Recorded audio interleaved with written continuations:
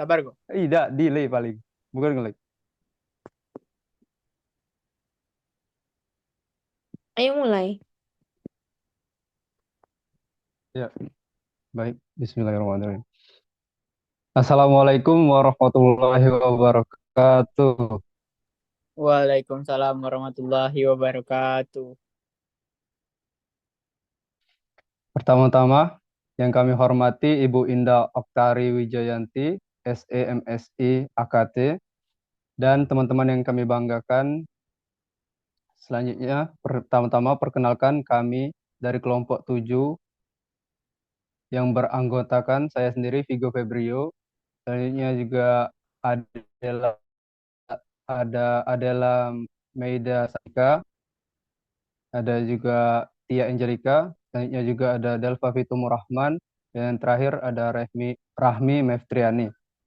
Nah, dalam kesempatan kali ini kita akan membahas analisis laporan keuangan. Mungkin teman-teman semua sudah belajar tentang analisis laporan keuangan, namun dalam perspektif akuntansi yang biasanya digunakan untuk membuat laporan keuangan. Nah, dalam analisis laporan keuangan dengan menggunakan kacamata manajemen keuangan ini, kita akan belajar bagaimana laporan keuangan ini digunakan oleh manajemen untuk meningkatkan kinerja dan oleh investor dalam menentukan nilai saham dan obligasi perusahaan. Oke, next.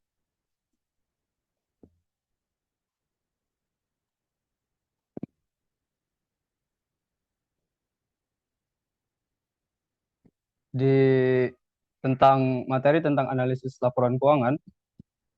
Next. Pertama-tama kita harus mengetahui terlebih dahulu, analisis laporan keuangan ini merupakan proses evaluasi posisi keuangan dan kinerja perusahaan dengan menggunakan laporan keuangan. Artinya, kita mengevaluasi mengenai posisi laporan keuangan dan kinerja perusahaan dengan menggunakan analisis tersebut. Nah, tujuannya yang pertama itu untuk membantu menilai posisi dan kinerja keuangan. Nah, dengan kita melakukan analisis tersebut, kita bisa menilai baik atau buruk posisi dan kinerja keuangan.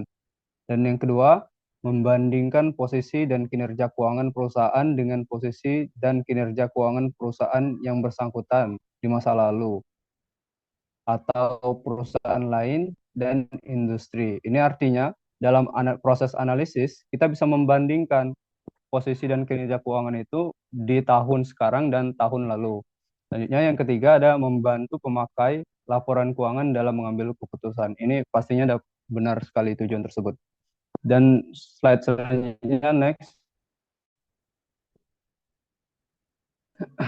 Nah, dalam kesempatan kali ini kita menganalisis laporan keuangan dengan menggunakan dua metode, yaitu analisis rasio keuangan dan analisis tren. Yang pertama, analisis rasio keuangan intinya adalah analisis dengan membandingkan rasio-rasio keuangan, baik perbandingan internal maupun perbandingan eksternal. Nah, sedangkan analisis tren, kita menganalisis dengan menggunakan atau naik turunnya komponen dalam laporan keuangan. Next lagi.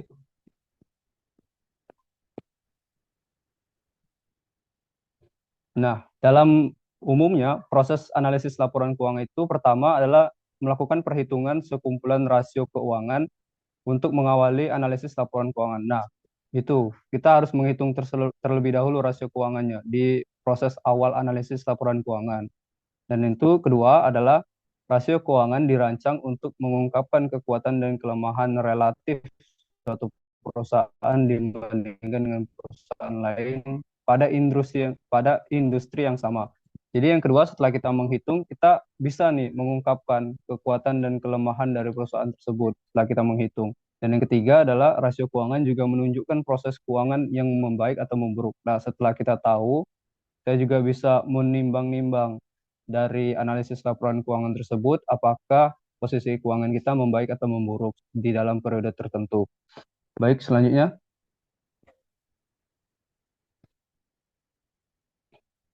Nah, di sini kami akan menjelaskan tentang jenis analisis rasio keuangan. Nah, yang kami paparkan ini ada 5 jenis. Yang pertama ada rasio solvabilitas, kedua ada rasio manajemen aktiva, yang ketiga ada rasio leverage atau keuangan, yang keempat ada rasio profitabilitas, dan yang kelima ada rasio nilai pasar. Nah, yang ini nantinya akan dijelaskan lebih lanjut oleh teman-teman kita. Next, selanjutnya yang rasio solvabilitas, saya akan jelaskan sedikit.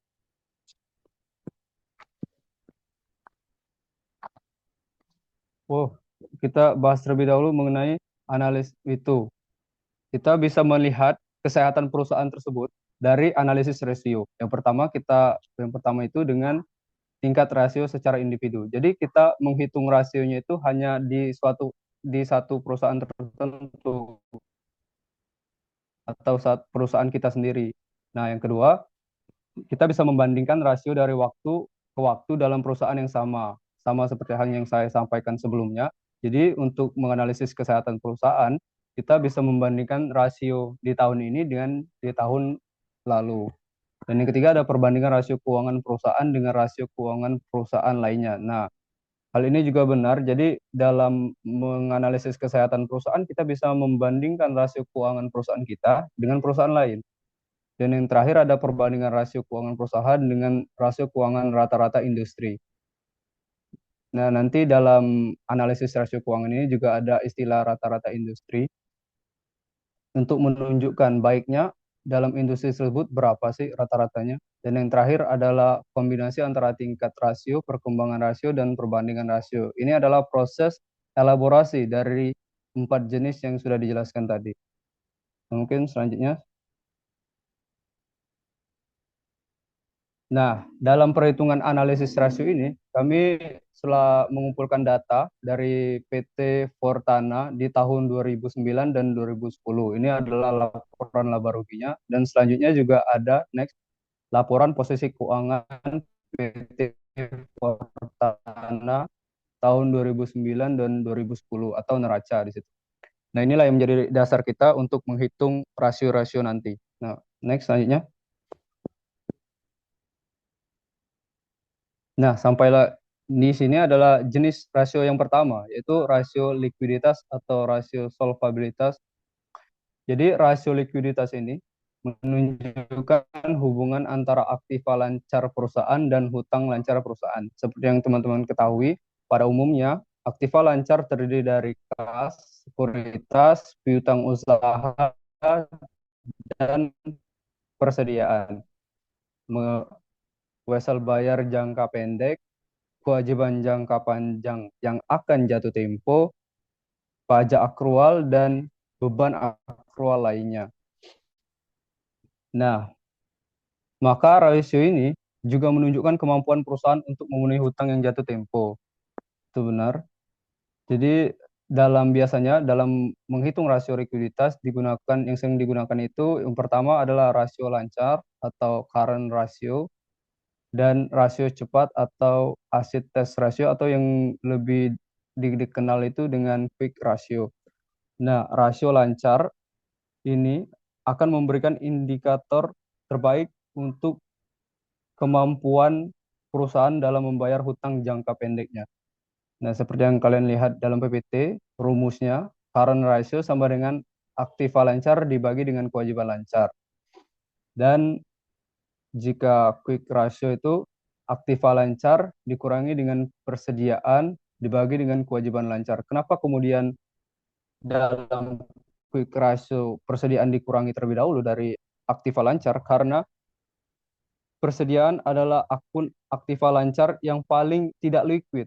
Ini artinya bila terjadi likuidasi, maka persediaan merupakan aktiva yang paling sering atau sangat sering terjadi kerugian. Jadi oleh karena itu kita harus kurangkan persediaan dari aktiva lancar pada perhitungan quick ratio karena kita ingin benar-benar tahu berapa sih rasio cepatnya itu dalam perusahaan. Nah, kita bisa lihat pada contoh next selanjutnya perhitungannya. Nah, di sini ada yang current ratio pada tahun 2009, jumlah aktiva lancarnya itu sebanyak 23.500 dan kewajiban lancarnya 10.500. Hasilnya itu 2,24 kali. Nah, di tahun 2010, 28.000 500 untuk aktiva lancarnya dibagi dengan kewajiban lancarnya sebanyak 16.750 sama dengan 1,70 kali. Dan rata-rata industri itu 2,00 kali.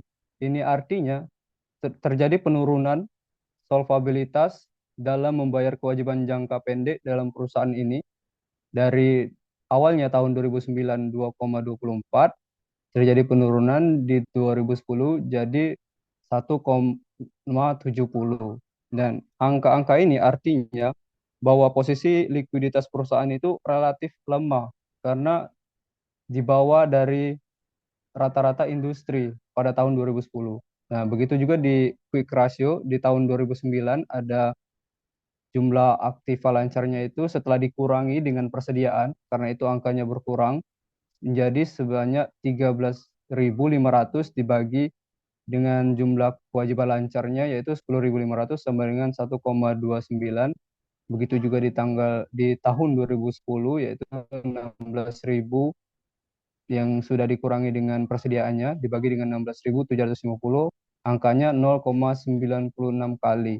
Nah, untuk rata-rata industri itu 1,10 kali. Ini artinya juga terjadi penurunan sama halnya dalam perhitungan current ratio.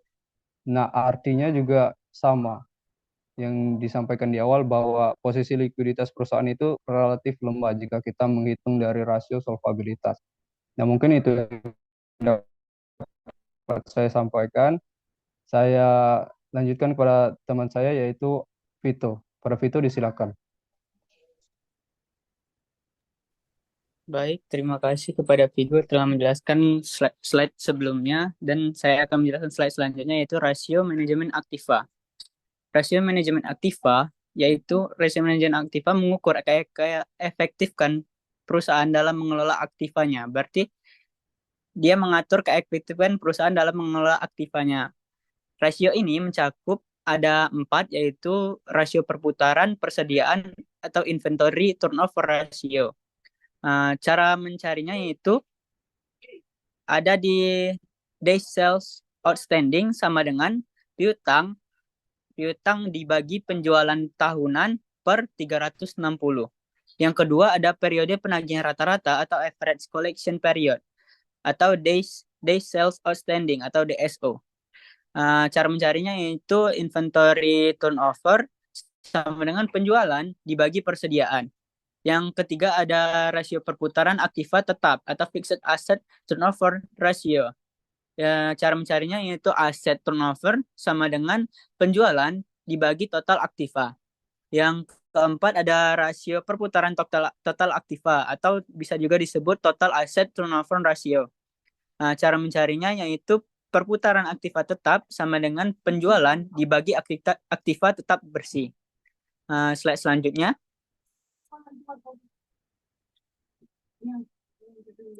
Slide selanjutnya ada rasio leverage keuangan. Bisa juga disebut financial leverage.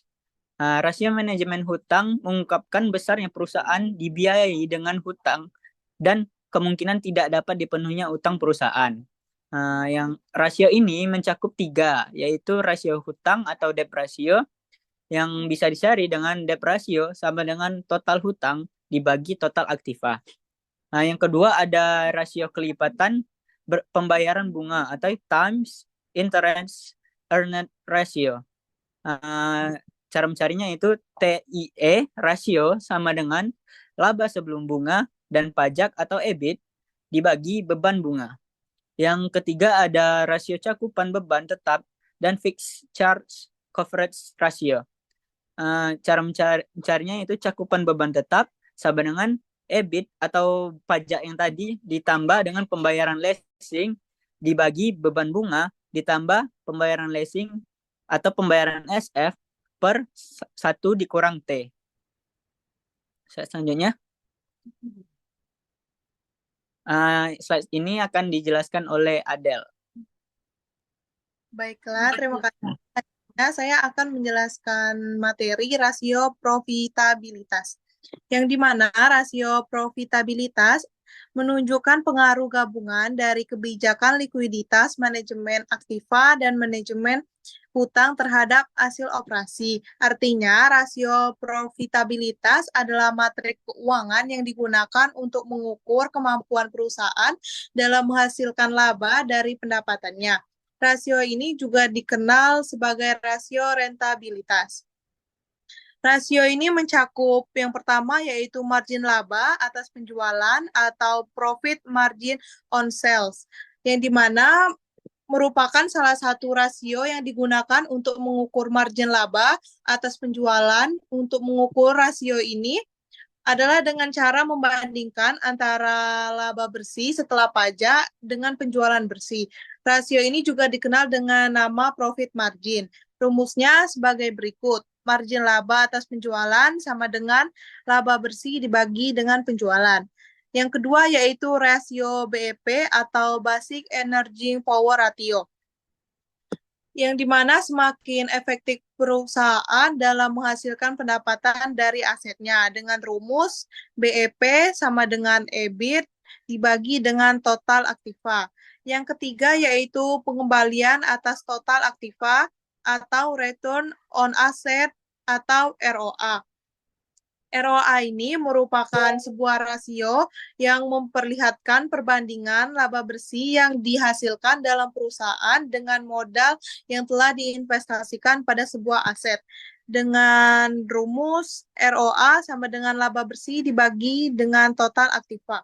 Yang keempat yaitu pengembalian atas ekuitas saham biasa atau return on common equity atau REO, yang dimana merupakan rasio untuk mengukur laba bersih sesudah pajak dengan modal sendiri. Rasio ini menunjukkan efisiensi penggunaan modal sendiri, yang dimana makin tinggi rasio ini makin baik. Artinya posisi pemilik perusahaan makin kuat. Demikian pula sebaliknya dengan rumus ROE sama dengan laba bersih dibagi ekuitas saham biasa.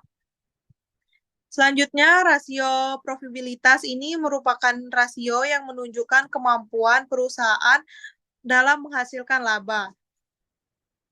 Terbagi lagi menjadi beberapa jenis. Yang pertama yaitu net profit margin sama dengan laba bersih atau pendapatan, yang dimana net profit margin ini biasanya digunakan untuk mengetahui laba bersih dari penjualan setelah dikurangi pajak. Yang kedua yaitu gross profit margin, dengan rumus gross profit margin sama dengan EBIT dibagi dengan pendapatan. Gross profit margin digunakan untuk mengukur kemampuan perusahaan menghasilkan laba melalui presentasi laba kotor dari penjualan perusahaan. Yang ketiga yaitu return on asset. Return on asset ini digunakan untuk menunjukkan kemampuan perusahaan menghasilkan laba dari aktiva yang digunakan dengan rumus return on asset sama dengan laba bersih dibagi dengan aset. Yang keempat yaitu return on equity, yang dimana rasio ini digunakan untuk mengukur kemampuan perusahaan dalam memperoleh laba yang tersedia bagi pemegang saham perusahaan dengan rumus return on equity sama dengan laba bersih dibagi ekuitas. Yang kelima yaitu dividend payout ratio atau rasio pembayaran dividen, adalah rasio keuangan yang menunjukkan presentasi laba bersih perusahaan yang dibagikan kepada pemegang saham dalam bentuk dividen dengan rumus dividen payout ratio sama dengan dividen dibagi dengan laba bersih. Yang keenam, retention ratio. Retention ratio atau rasio retensi adalah presentasi laba bersih yang ditahan oleh perusahaan untuk mengembangkan bisnis yang dibayarkan kepada pemegang saham sebagai dividen. Rasio ini juga dikenal sebagai rasio pembajakan dengan rumus retention ratio sama dengan laba ditahan dibagi laba bersih. Next. Selanjutnya yaitu rasio nilai pasar. Rasio nilai pasar atau market value ratio menghubungkan harga saham perusahaan dengan laba dan nilai buku per saham. Rasio ini menunjukkan apa yang dipikirkan investor atas kinerja masa lalu dan prospek masa depan perusahaan. Yang artinya yang dimana rasio nilai pasar ini adalah kumpulan matrik keuangan yang digunakan untuk menganalisis dan mengukur harga saham suatu perusahaan. Rasio ini menghubungkan harga saham dengan laba dan nilai buku per saham. Rasio ini juga terdiri dari dua rasio, yaitu yang pertama rasio harga per laba atau price earning ratio atau P per E, yang dimana adalah rasio keuangan yang membandingkan harga saham dengan laba bersih per saham. Rasio ini digunakan untuk menilai relatif saham perusahaan dan mengukur ekspektasi pasar. Dengan rumus P per E sama dengan harga per saham dibagi dengan laba saham biasa. Yang kedua yaitu rasio nilai pasar atau buku atau market to book ratio atau M per B. B adalah matrik keuangan yang membandingkan nilai pasar suatu perusahaan dengan nilai bukunya. Rasio ini juga dikenal sebagai price to book value per P per B. Dengan rumus M per B sama dengan harga pasar per saham dibagi dengan nilai buku per saham.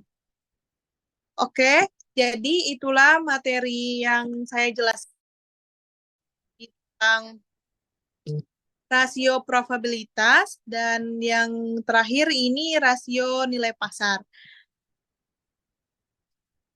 Baiklah, selanjutnya akan dibahas oleh teman saya. Silakan.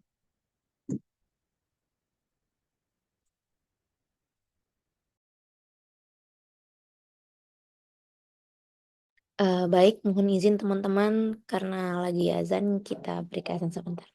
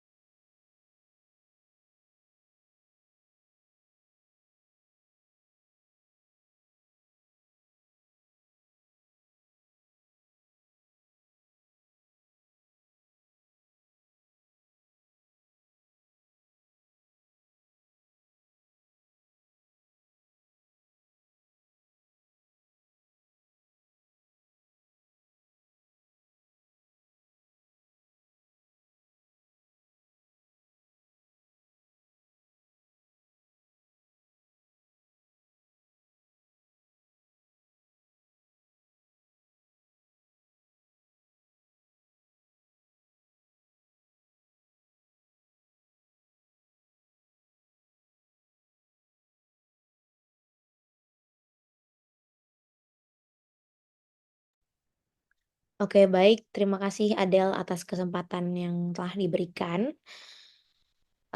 Saya Rahma Triani akan melanjutkan pembahasan mengenai analisis tren. Jadi, analisis tren ini dalam laporan keuangan juga diperlukan karena analisis ini bertujuan untuk mengevaluasi serangkaian data laporan keuangan selama periode waktu tertentu. Nah, tujuannya adalah untuk menentukan adanya kenaikan atau penurunan yang terjadi dan dapat dinyatakan dengan angka atau persentase. Adapun tujuan lainnya, di sini kita bisa lihat analisis tren ini kan dilakukan dengan memplot rasio pada suatu waktu. Artinya akan ada tahun dasar dengan tahun sekarang yang akan diperbandingkan dalam perhitungan analisis tren. Dan juga seperti yang saya katakan tadi bahwa pentingnya analisis ini untuk menunjukkan apakah rasio perusahaan tersebut meningkat atau memburuk pada satu periode. Di sini kita lihat bahwa pada ada tahun 2017, 2018, sama 2019. Dan ini contoh analisis trennya. Jadi kita akan mengambil tahun pokoknya adalah pada tahun 2017. Makanya di sini presentasinya akan berjumlah 100%. Nah, untuk mengetahui berapa analisis tren untuk tahun 2018, kita akan memperbandingkan nilai tahun 2018 dikurang dengan nilai tahun 2017 dibagi dengan nilai tahun 2017 dikali dengan 100%. Maka didapatkan hasilnya yaitu 140,63%. Begitupun di tahun 2019 dilakukan dengan jumlah nilai pada tahun 2019 dikurang dengan jumlah nilai pokok tahun pokok yaitu tahun dasar di 320.000 dibagi dengan jumlah nilai tahun dasar yaitu 320.000 dikali dengan 100%. Maka didapatkan hasilnya adalah 181,25%.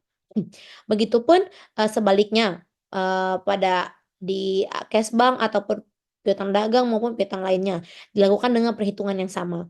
Maka ketika kita lihat di tabel ini bahwa terjadi perubahan di tahun 2018 analisis trustnya sejumlah 140,63%. Sedangkan tahun 2019 itu sejumlah 181,25%. Berarti ada peningkatan yaitu tertinggi itu pada tahun 2019 yaitu berjumlah 181,25%. Dibuktikan juga dengan neracanya yaitu pada tahun 2019 itu sejumlah 580.000%. 580.000 rupiah. Nah, begitu contoh untuk perhitungan analisis trendnya. Oke, di sini juga ada analisis tren untuk laba rugi. Ini juga dihitung dengan perhitungan yang sama, yaitu dari tahun sekarang dikurang dengan tahun dasar dibagi dengan tahun jumlah nominal tahun dasar dikali dengan 100%. Nah, yang kedua itu akan membahas tentang menyatukan rasio, bagian dan persamaan DU point. Sebelumnya saya akan menyampaikan untuk DU point ini. Sebenarnya analisis DU point ini bertujuan untuk mempertajam analisis, untuk mengembangkan analisis yang memisahkan antara profitabilitas dengan pemanfaatan aset. Artinya kita akan mengetahui seberapa besar perusahaan menciptakan profit dan bagaimana memanfaatkan aset yang sudah dimilikinya. Nah, maka dari itu sistem DU point ini juga dirancang untuk menentukan bagaimana margin laba atas penjualan, rasio perputaran aktiva, serta menentukan penggunaan hutang berinteraksi dalam penentuan tingkat pengembalian atas ekuitas atau ROE. Nah, manajemen perusahaan bisa juga memakai sistem DU point ini untuk menganalisis cara-cara untuk memperbaiki kinerja perusahaannya. Berarti DU point ini juga dijadikan sebagai bahan analisis untuk menentukan apakah kinerja perusahaan ini sudah baik atau belum. Dan juga untuk mencapai tingkat pengembalian yang tinggi bagi pemegang saham juga harus melakukan kegiatan-kegiatan seperti yang DU point ini.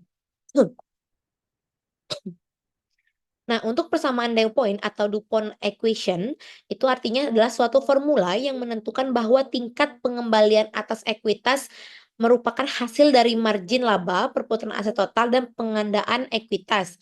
Persamaan itu juga menunjukkan hubungan antara manajemen aset, manajemen utang, dan rasio-rasio profitabilitas. Nah, dengan menggunakan metode DuPont, itu return on equity-nya terlihat sebagai berikut. Ada ROA dikali dengan pengganda ekuitas sama dengan margin laba dikali perputaran aset dikali pengganda ekuitas sama dengan laba neto atau penjualan dikali penjualan dibagi total aset dikali total aset dibagi dengan ekuitas. Nah, namun perusahaan memiliki karakteristik yang berbeda satu sama lainnya. Oleh karena itu, analisis DO point tidak bisa disamaratakan. Nah, industri-industri yang dibedakan itu menjadi 3. Ada industri high turn industry, yang kedua ada high margin industry, dan high leverage industry. Jadi, DO point ini memiliki treatment yang berbeda antar satu sama lainnya. Jadi tidak bisa disamaratakan. Seperti yang ada di gambar, ini ada contoh bagan dari DO point. Nah, di sini ada pengembalian ekuitas itu didapatkan dari pengembalian aktiva dikalikan dengan aktiva atau ekuitas. Nah, untuk pengembalian atas aktiva itu perhitungannya menggunakan margin laba dikalikan dengan perputaran total aktiva.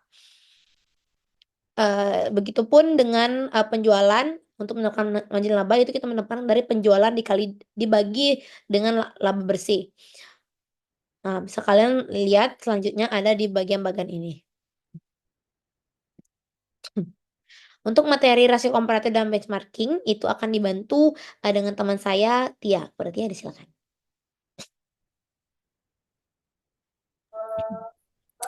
Baik, terima kasih Rahmi. Selanjutnya saya akan menjelaskan tentang rasio komparatif dan benchmarking.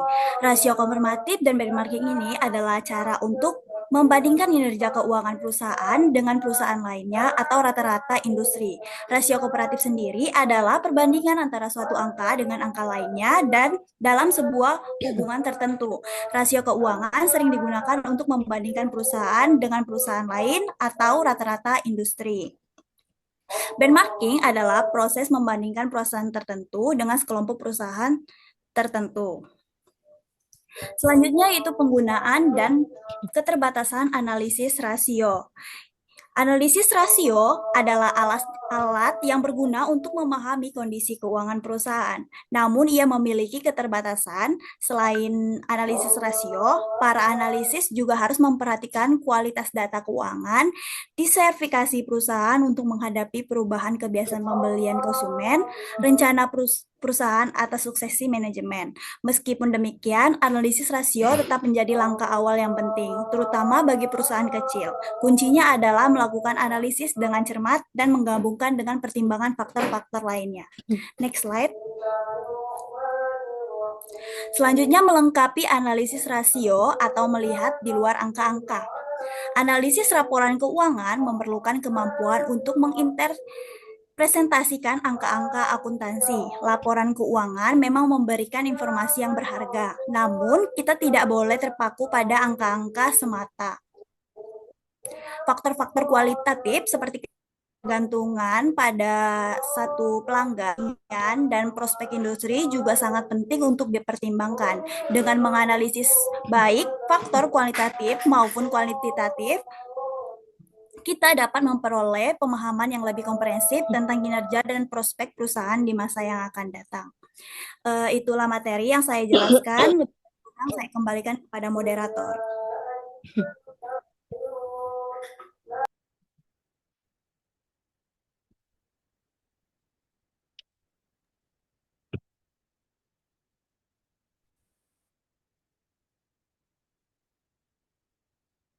Silakan Vigo.